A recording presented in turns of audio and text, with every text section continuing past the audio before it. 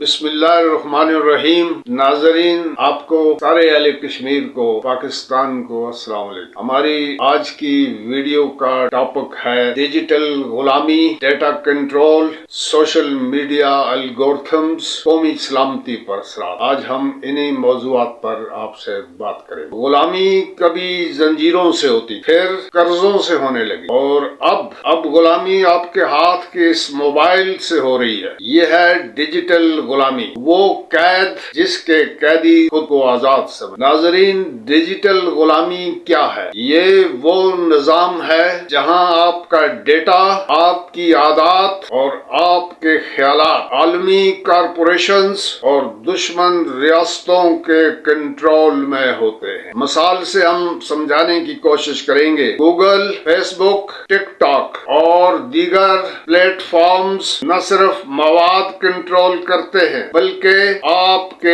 ذہن کا نقشہ بھی بنا لیتے ہیں۔ دشمن ملک کا اصل ہدف کیا ہے، یہ جاننا بھی ہم سب کے لیے لازم ہے۔ دشمن کا ہدف یہ ہے نظریات کو بدلنا، مارکیٹ اور معیشت پر قبضہ جمانا، عوام کو ذہنی، ثقافتی اور معاشی طور پر انحصار کا عادی بنانا۔ دشمن غلامی کے کون سے ہتھیار استعمال کر رہا ہے؟ Number 1، algorithmic control.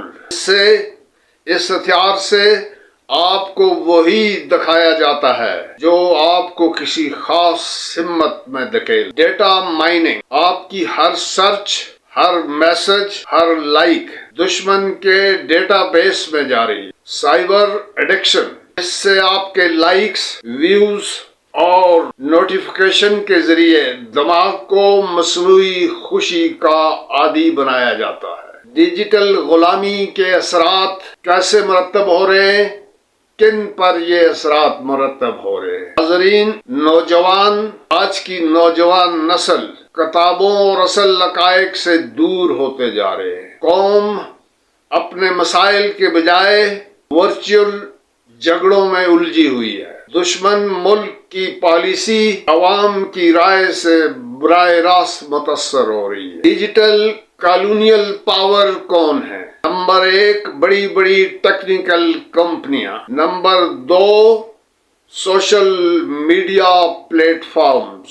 Number 3، digital banking اور crypto currency net works.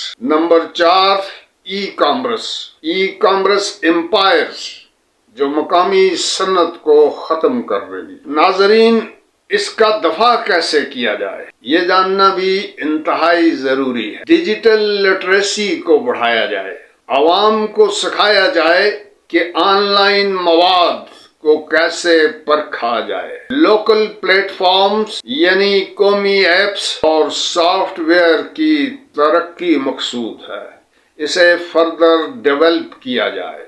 Data privacy قوانین، حکومتی سطح پر سخت ڈیجیٹل سیکورٹی پالیسیز بنائی جائیں۔ ڈیجیٹل مجاہدین تیار کیے جائیں، باشعور نوجوان جو آن لائن قومی بیانیے کی حفاظت کر سکے۔ آخر میں ہم بات کریں گے، ناظرین، جنگ کا میدان بدل گیا ہے۔ اب زمین پر جنگ نہیں ہوگی، آپ کے جیب میں لگی ڈیوائس کے اندر جنگ چل رہی ہے۔ اگر ہم نے ڈیجیٹل آزادی کے لیے قدم نہ اٹھایا تو ہم ٹیکنالوجی کے غلام بن جائیں گے اور یہ زنجیریں نظر بھی نہیں آئیں گی۔